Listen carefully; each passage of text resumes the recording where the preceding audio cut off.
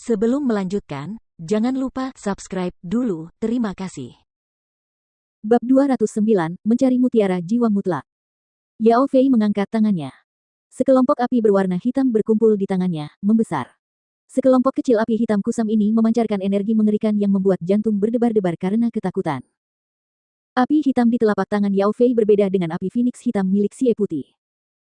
Api hitam milik Xie Putih mengandung aura dominasi, kesombongan, keangkuhan, dan kehancuran sedangkan api hitam milik Yao Fei terasa seperti api neraka yang muncul dari jurang neraka yang dalam, dingin dan membekukan seperti ular raksasa berbisa dengan rahang terbuka lebar. Api tersebut memiliki kemiripan dengan Ki Asura milik Huang Xiaolong, namun berbeda. Pada saat yang sama, Guo Sufei dari keluarga Guo juga melepaskan ki pertempurannya dan auranya melonjak. Di sekelilingnya muncul selusin burung terbang kecil seperti kupu-kupu yang memancarkan aura gelap dan jahat. Burung terbang kecil itu memiliki mata hijau tua dan dua cakar kecil di tubuh mereka yang bersinar dengan warna hijau lumut pucat. Inilah semangat bela diri Guo Sufei, kupu-kupu hantu dunia bawah. Semangat bela diri yang menimbulkan bulu kuduk meremang di kulit prajurit rata-rata. Di dunia roh bela diri, ada sejenis roh nekro bela diri. Secara umum, roh nekro bela diri itu jahat, dan memiliki penampilan fisik yang memuakkan. Kupu-kupu hantu dunia bawah ini adalah sejenis roh nekro bela diri. Selusin kupu-kupu hantu dunia bawah yang muncul di sekitar Guo Sufei bukan berarti ia memiliki selusin semangat bela diri yang sama, melainkan salah satu kemampuan kupu-kupu hantu dunia bawah. Replikasi. Kemampuan ini mirip dengan semangat bela diri pembunuh berpakaian hitam yang dikirim oleh Guo Brothers untuk membunuh Huang Xiaolong, kelelawar murid ungu. Saat api hitam menyelimuti telapak tangan Yao Fei, ia menyerang Huang Xiaolong, dan Guo Sufei bergerak hampir bersamaan. Sambil melambaikan kedua tangannya, kupu-kupu hantu dunia bawah yang tak terhitung jumlahnya menyerbu Huang Xiaolong dalam sebuah serangan. Xie Putih terkejut. Pada saat berikutnya, dua jejak telapak tangan yang mirip dengan api merah menyala bersiul melalui kehampaan, bertemu dengan telapak tangan Yao Fei dan kupu-kupu hantu dunia bawah milik Guo Sufei. Tabrakan dahsyat bergema dan riak-riak mengguncang angkasa. Jejak telapak tangan api hitam Yao Fei menghilang dan kupu-kupu hantu dunia bawah milik Guo Sufei pun lenyap. Gempa susulan yang dahsyat melanda ke empat arah. Yao Fei berhasil menahan kekuatan yang bergejolak itu, tetapi Guo Sufei tidak sanggup menahannya, terhuyung mundur sejauh lebih dari belasan meter. Astaga! Dampaknya menyebabkan darah Guo Sufei mengalir terbalik dan cairan merah hangat naik ke tenggorokannya dan keluar dari mulutnya, mewarnai tanah menjadi merah. Keempat orang itu berbalik dan melihat dua sosok melaju mendekat, menembus angkasa. Jiang Yang. Liu Zi. Ekspresi Yao Fei tenggelam saat melihat kedatangan mereka. Keduanya adalah ahli Xiantian yang dikirim Duan Ren untuk melindungi Huang Xiaolong, Jiang Yang dan Liu Zi. Tuan Muda Huang, apakah Anda baik-baik saja? Jiang Yang dan Liu Zi yang mendarat di tanah, menghampiri Huang Xiaolong dan bertanya. Sikap mereka sopan dan santun. Aku baik-baik saja. Huang Xiaolong menggelengkan kepalanya. Jiang Yang, Liu Zi, apa maksud semua ini? Yao Fei membentak sambil menatap dingin ke arah dua orang yang baru datang, Jiang Yang dan Liu Zi. Di divisi dalam Institut Duan Ren, ada daftar surga. Hanya siswa terkuat di divisi dalam yang dapat dicantumkan di daftar surga. Yao Fei adalah salah satunya, begitu pula Jiang Yang dan Liu Zi. Mereka belum pernah berpapasan sebelumnya, namun entah dari mana mereka benar-benar ikut campur dalam urusannya, yang membuat Yao Fei marah. Tidak ada maksud khusus. Jiang yang menjawab dengan nada tidak peduli, tugas kita saat memasuki paviliun suci adalah untuk melindungi keselamatan bangsawan muda Huang. Rasa dingin di mata Yao Fei meningkat, Duan Wuhen memintamu melakukan ini. Baik Jiang yang maupun Liu Zi tidak mengatakan apapun. Yao Fei dengan dingin menghadapi Huang Xiaolong, kali ini berterima kasihlah pada bintang keberuntunganmu. Aku tidak menyangka Duan Wuhen tidak hanya membantumu mendapatkan tempat untuk memasuki paviliun suci, tetapi dia bahkan mengirim dua orang ke dalam untuk melindungimu. Dia benar-benar mengalami banyak kesulitan. Tapi lain kali kamu tidak akan seberuntung itu. Memberikan peringatan, Yao Fei berkedip dan menghilang dari lokasi. Dengan Jiang Yang dan Liu Zi yang menjaga Huang Xiaolong, mustahil baginya untuk mengambil nyawa Huang Xiaolong seperti yang telah direncanakannya. Meskipun Jiang Yang maupun Liu Zi tidak dapat menandinginya dalam pertarungan satu lawan satu, pertarungan mereka berdua sudah cukup untuk menekannya.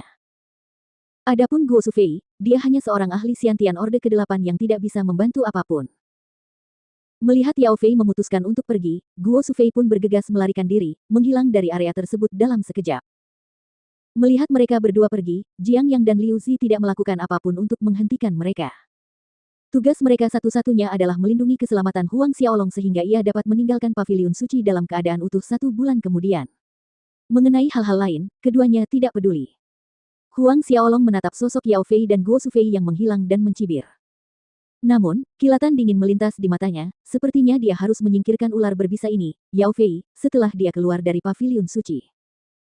Awalnya, Huang Xiaolong berniat meninggalkan Yao Fei dan bermain-main dengannya.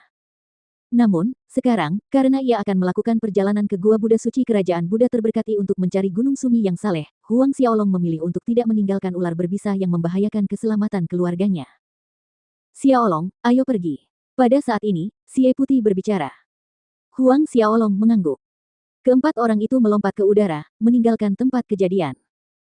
Xie Putih menyindir Huang Xiaolong, dasar bocah, aku heran kenapa kau bersikap begitu tenang dan tak kenal takut. Jadi sejak awal, kau tahu Duan Wuhen mengirim Jiang Yang dan Liu Zi untuk melindungimu. Kau membuatku khawatir dengan sia-sia. Huang Xiaolong menyeringai mendengar kata-katanya, saat kita keluar, aku akan minum beberapa cangkir anggur penalti lagi. Tidak mungkin, seharusnya kamu yang membelikanku beberapa kendi anggur lagi. Keduanya tertawa terbahak-bahak. Keempatnya bepergian bersama untuk sementara waktu. Seiring berjalannya waktu, getaran pagoda harta karun linglong dan cincin pengikat dewa menjadi lebih sering, membuktikan bahwa ia semakin dekat dengan mutiara jiwa absolut. Xiaolong, mari kita berkultivasi sendiri-sendiri. Ada banyak harta karun di paviliun suci ini, mari kita lihat siapa yang lebih beruntung. Saran Xie Putih. Huang Xiaolong mengangguk, oke. Bahkan jika Xie Putih tidak mengatakannya, dia akan menyarankan hal yang sama. Mereka mungkin orang-orang yang berpikiran sama, tetapi mengendalikan mutiara jiwa absolut lebih baik dirahasiakan darinya untuk mencegah masalah yang tidak terduga. Setelah Xie Putih pergi, Huang Xiaolong menggunakan alasan serupa dengan mengatakan ia ingin berkultivasi sendiri untuk memisahkan diri dari Jiang Yang dan Liu Zi. Mendengarkan permintaan Huang Xiaolong, Jiang Yang dan Liu Zi saling berpandangan, lalu Jiang Yang berkata dengan nada serius, kalau begitu, Tuan Muda Huang, tolong pegang jimat transmisi ini. Jika Anda menemukan bahaya, kirimi kami pesan, kami akan bergegas secepat yang kami bisa. Jiang Yang mengeluarkan segel jimat seukuran setengah telapak tangan yang diukir dengan pola aneh dan menyerahkannya kepada Huang Xiaolong. Menerima jimat itu, Huang Xiaolong mengangguk, oke. Mereka berdua menangkupkan tinjunya ke arah Huang Xiaolong dan pergi. Huang Xiaolong menunggu hingga kedua sosok itu menghilang dari pandangan sebelum berbalik. Merasakan arah mutiara jiwa absolut, Huang Xiaolong terbang menuju jajaran pegunungan di depan. Tidak lama kemudian, Huang Xiaolong tiba di sebuah lembah. Mendekati lembah, pagoda harta karun linglong dan cincin pengikat dewa yang bergetar di dalam tubuhnya tiba-tiba berhenti bergerak. Huang Xiaolong tercengang. Berdasarkan reaksi mereka sebelumnya, mutiara jiwa mutlak seharusnya berada di suatu tempat di lembah ini, tetapi mengapa pagoda harta karun linglong dan cincin pengikat dewa tiba-tiba berhenti bereaksi sekarang? Huang Xiaolong melompat, memasuki lembah. Seluruh lembah dipenuhi dengan lautan kabut tebal berwarna abu-abu gelap yang begitu tebal sehingga dia hampir tidak bisa melihat jari-jarinya sendiri dengan jelas. Mengandalkan penglihatannya, Huang Xiaolong hanya bisa melihat 10 meter yang samar di sekelilingnya. Huang Xiaolong selalu bisa melihat setidaknya 300 meter di depannya sejak memasuki alam Xiantian, terlepas dari kabut tebal. Pasti ada sesuatu yang aneh terjadi jika penglihatannya terbatas dalam jarak 10 meter.